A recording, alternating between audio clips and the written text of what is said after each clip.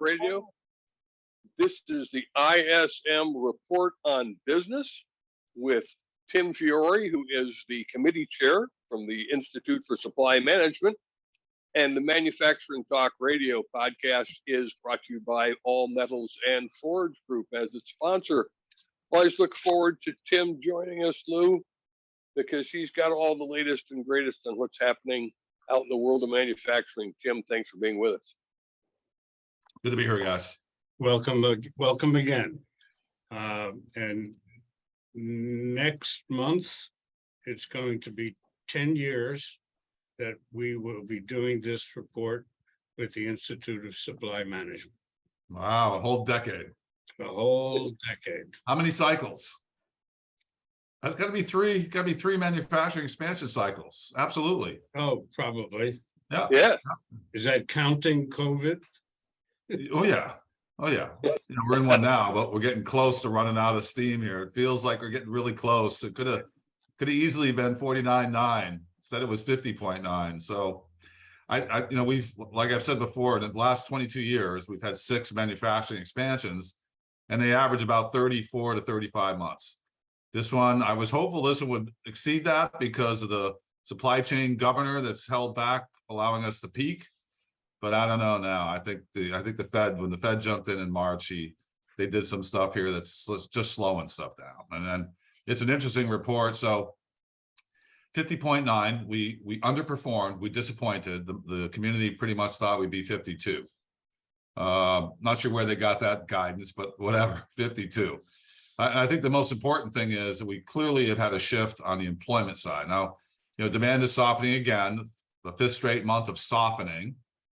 And that softening meant that we still weren't piling on to excessive lead times. And so we've had 5 months of kind of bringing that lead time down, although our published lead times were only down about 6 to 8% over the last 3 months. So they still haven't moved enough, but they're starting to come down. We've had prices essentially near parity now. We have suppliers delivering, slightly stressed, not heavily stressed. We had production pretty much flat to the prior month. And the big story was really the employment number contracting 47 and some change. So up for the last 2.5 years, the reason that number was contracting was either because we couldn't get enough people to show up, if you remember, a year ago. And then about 9 months ago, we had a whole bunch of people quitting. So we couldn't keep up with the quits rate.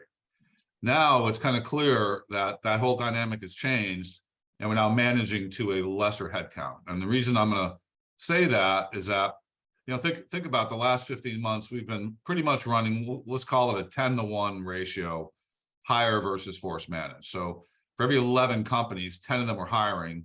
One was either not hiring, laying off, hiring freeze, or attriting down. That number changed to 2-to-1 in the month of September. And that's a huge difference.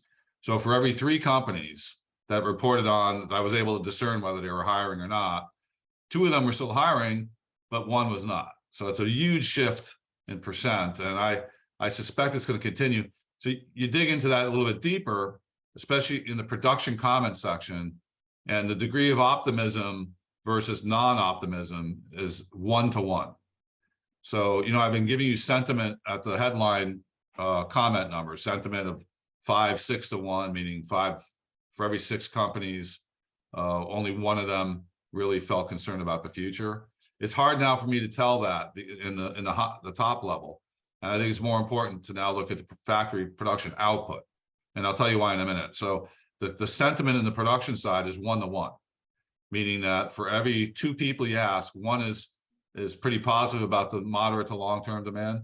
1, clearly is not. So, and the other thing, back to the employment side, the good thing is there wasn't many comments around layoffs. There was some comments, more than the prior month, but not a lot. The comments were about, okay, we still have people quitting. We're going to hold before we replace them, or we put a hiring freeze in place, period. Those are good signs to me. That means the near-term demand, call it October, November, December, is still in a pretty good place. Because, if you knew you were falling off the cliff, you don't want to lay people off in November, December. It never feels good. It just feels like bad planning. You never want to lay anybody off at the holidays, And you kind of don't want to lay them off in the first week of January either, after they built up this huge credit card bill. So, but what everybody's doing is they're freezing. So they see it coming in the moderate to long term. So they're starting to freeze hiring. And when people are quitting, say 2 people quit, they're replacing 1. So they're trying to manage their way there. And I think what that's going to do is that's going to really manage the output. And so they're not going to run for the peak. They're going to manage to a stable output consistent with their headcount. So that's a lot in the last 5 minutes. Well, I'm going to throw in my 2 cents on this one.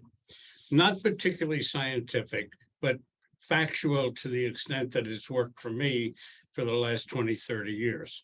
The month of September, the first 2 weeks of the month of September are usually pretty poor because people are coming back from vacations, kids are going to school, starting to go back to school, and people aren't doing a lot of marketing in that first 2 weeks. The second 2 weeks, all of a sudden things pick up, but it doesn't make up a whole month in the last 2 weeks. October, then everything sort of returns to normal. And I'm sort of projecting, you're hearing it first, I think October typically goes up. And I think that the ISM number in October will be higher than it is right now at 50.9.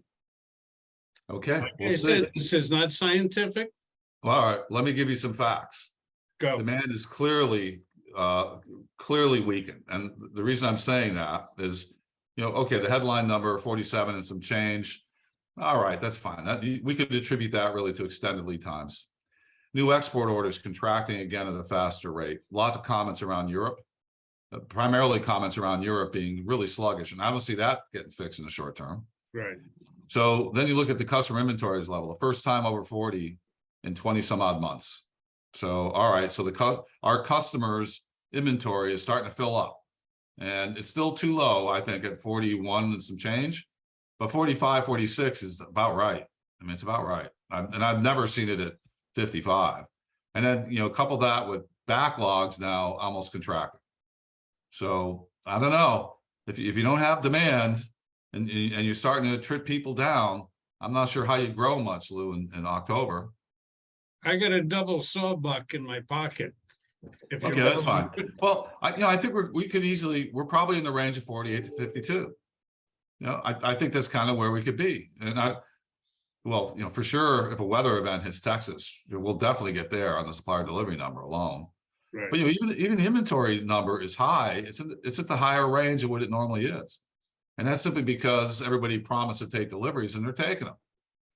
So, with production being 51, I mean, and people hiring freezes, I don't see that number getting much better. So I think we're, and the other thing is, let me add one other. Chemicals contracted now for the 3rd straight month at the PMI level and the new order level. And we still have advantage natural gas compared to the world. We have a strong dollar though. You got China being really weak, but chemicals, basic, intermediate, plastics, goes everywhere. 3 straight months of contraction. So that kind of says, and they collect inputs from everybody. I deal with one supplier, that one supplier deals with 10 suppliers, their suppliers deal with 100 suppliers. The chemical industry is almost like a commodity. They get it from everywhere, and they've suffered 3 straight months here of contraction. Not even to mention that the price of oil is down at about or below $80 a barrel, which is not a good number for manufacturing. We like to see it around $90 or $100 a barrel, and business is good. When it's below 80, business is not good. Yeah, well, that's because you sell into the oil and gas guys. That's because you sell to the oil and gas guys. Yeah, the good thing for the economy is about where it's at, but it's definitely sagged, and it has a lot to do with the prices coming down. Transportation expenses come with it because of fuel surcharges. That's a big wild card here. You get the interest rates. I think it's pretty clear that the Fed is going to continue to raise those rates until they see pretty large scale layoffs. And you got the Russian oil embargo, coming in December 5th or something, December 7th. Outside of the fact that, the guy's threatening nukes, it's like, what kind of nuts is this? How does that get fixed? And he's losing. Jeez. Drops a nuke, he might not lose. Wow. Yeah. So I don't know. I think we're gonna, like I said, 48 to 52, and that's not bad. I mean, That's sort of that's not hedging your bad. bet on the 52 side. Yeah. Well, it could, give or take a few points here and there. Who knows? I mean, I think, our seasonal non-seasonally adjusted number, I think, was 50.5, by the way. So the Okay. raw number is very close to the seasonal adjusted number. Yeah, I think it's 55, 50.5, 50.5. I'll call you in about 2 weeks and see if I retract my bet. You got to give me 4 weeks. Give me 4 weeks, and I'll Right. let you know whether you won or not. So Jim, you usually break this down for us into inputs and outputs, and I wonder if you would kind of walk us through that. Yeah. So I already went through the demand side. All four of them are signaling issues. Backlog flat. You can see the percent of comments here. More and more of them said they had less backlog. Customer inventories concerning. Getting close. Export orders, boy, no real good future there with the strong dollar and China being really weak and Europe being really weak. So boy, that's about 20% of the U.S. manufacturing. And to have that where it's at is not good. So we'll talk about the input side, because that is kind of like no longer really the story. I'm not even sure I'm going to be really looking at supply chain issues anymore. I'm going to focus more on production output, not so much supply chain issues. No, there are still many issues, but it's no longer the top issue, because things are freed up. Chips are still a problem, depending on who you ask and who you're dealing with, could continue through 2023. But look at the delivery number. I mean, it's slowly expanded. So essentially, we're at a level consistent with last month, and I don't know why that's going to get worse. If demand is slackening off and people are starting to, hiring freeze at the production floor. So that should kind of stay where it's at. Import level is relatively stable, 54, I think it is, last couple of months. And there was, stuff in the news recently about a lot of container loadings being canceled because of lack of demand and the price of a container coming down. So, you got that. You get the price number almost flat. So some significant percents of the prices were lower than they were the prior month. And that was back to back. I think 28% said prices were lower this month, and that was 28% last month. So prices seem to be coming down. So at least surcharges and increases have slowed, very much slowed. And then, like I said, the inventory numbers at the high end, and that I don't think is at the high end for the right reason. It's because buyers are trying to negotiate settlements with their suppliers who went ahead and built stuff based on commitments.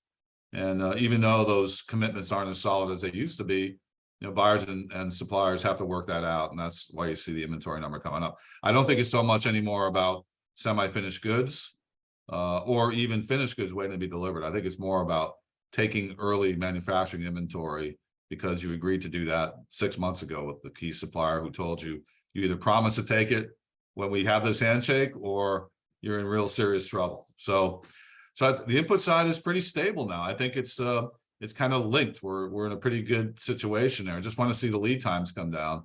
I like to see those lead times come down, 5 or so days on CapEx and especially raw material. So then you get into the consumption, the output side. And like I mentioned, the production output was pretty weak at 51, give or take. And, the big story, as I said at the beginning of the show, is that the employment number is contracting. And this time it's contracting for not the right reason. Up to this point, it was contracting because we couldn't hire people. And then people were quitting on us. Now it's because we're attriting down because of concern about moderate to long-term demand. So that's kind of it. I think it's not a bad report. We knew we'd get here someday. I'm a little bit disappointed that we probably are not going to beat our 34-month average. This is going to bring the average down. But I guess there was nothing really ever normal about this post-pandemic build out. And I also think that the pandemic has now passed us by. It's not really an issue in U.S. manufacturing, except for China. I think, China is still struggling. They're still shutting down. The supply chain is uncertain over there. There's been a lot of activity to reshore things and nearshore things. That's probably helping a bit. But as far as domestic manufacturing, I think we're back into, the seasonality again. I think, what, 4 months ago, 5 months ago, I was saying there really is no seasonality anymore because we're just trying to catch up. I think we've eliminated all that, and there's no longer, we're back to seasonality factors being appropriate. Just like you said, Lou, October's a strong manufacturing month in your experience. That's true. That's true. And so, and for that matter, so is November. So looking forward, or further forward, from your opinion, how do you feel the country's going to end up the year? I think companies will remain profitable. There's a lot more push and shove going on about taking price increases. I don't think it's large scale yet. I think we need to probably a couple more months of the softening stuff and lead times coming in again for some of that to be happening. But I think we'll close the year pretty well. I think most businesses are going to beat their business plan. I think they're still able to pass through price increases, but not as easily as they were. And my perspective is that there's a lot of people positioning for 2023 not being dramatically better than 2022, primarily because of the supply chain issues. And I think this is really about being a little bit more optimistic in 2021 going into 22 about the supply chain issues going away and then getting hurt for that. Many companies didn't quite meet their business plan because of supply chain issues in the first 3 quarters of the year. I think they're going to go in conservative for 2023, and we'll see where it goes. I think the supply chain issues are freeing up outside of chips. And then even in some chips, it's getting better. I mean, how does Tesla deliver so many cars in a quarter without a lot of chips? And so, it's freeing itself up. Tim, I'm wondering, transportation we talked about for the first several months of this year, it was a problem. You couldn't get truck drivers, you couldn't get a truck to come in and pick up your goods. Because of this softening or other issues, has that kind of gone away in the economy? Well, it still depends on where you ask, but generally, on our headline comment section, let's just go back to June. 15% of the headline comments are transportation related. This month, 5. That's pretty significant. Ocean freight, we had 15% back in May, 8. So and those aren't severe problems, it's just coordination problems. So I think the transportation side is kind of freed up a bit, and that's the facts are kind of supporting that. In the supplier delivery section, where you get a lot of them, we peaked in the April timeframe at 39% of the comments are transportation. We're now at 15. So I think that kind of says that transportation is easing a bit.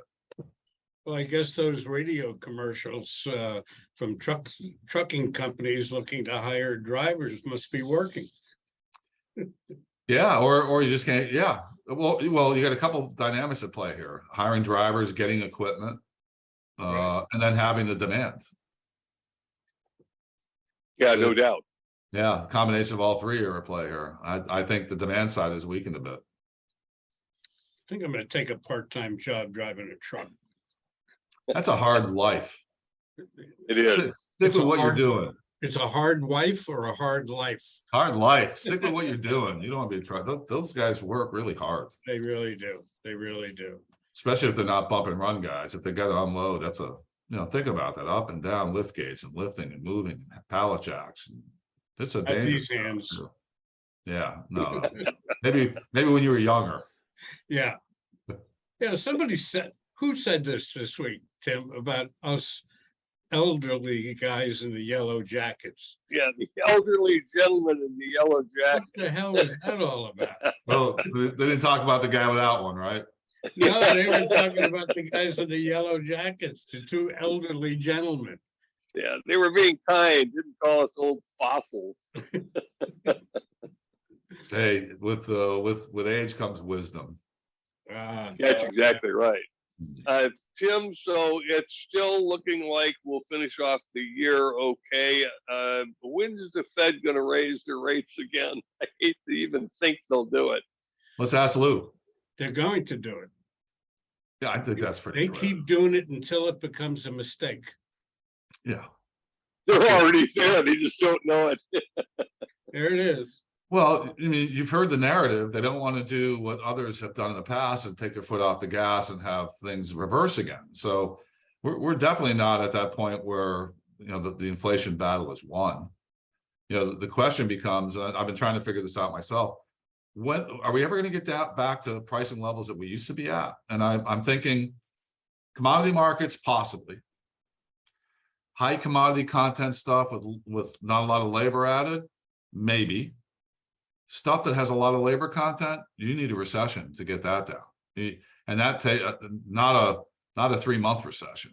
You need like a 2-year where you're laying people off and you're bringing new people on at lower wage rates. So that's a really good question. Are we ever going to get down? I mean, the supply chain issues started this whole inflation is the belief. And I think I would agree with that being part of this thing. Okay, where are we going? I mean, we've talked about steel forever.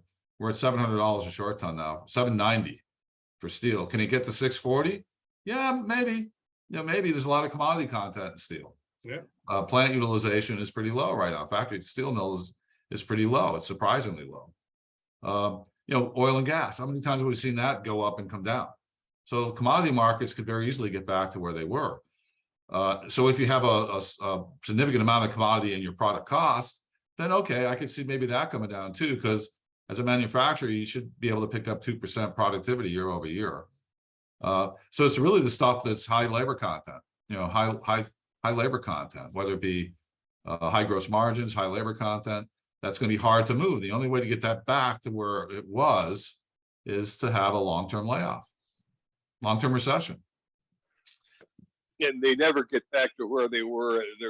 A loaf of bread is never going to be 5 cents again. So it'll just come off a bit, and then we'll work into the next expansion cycle.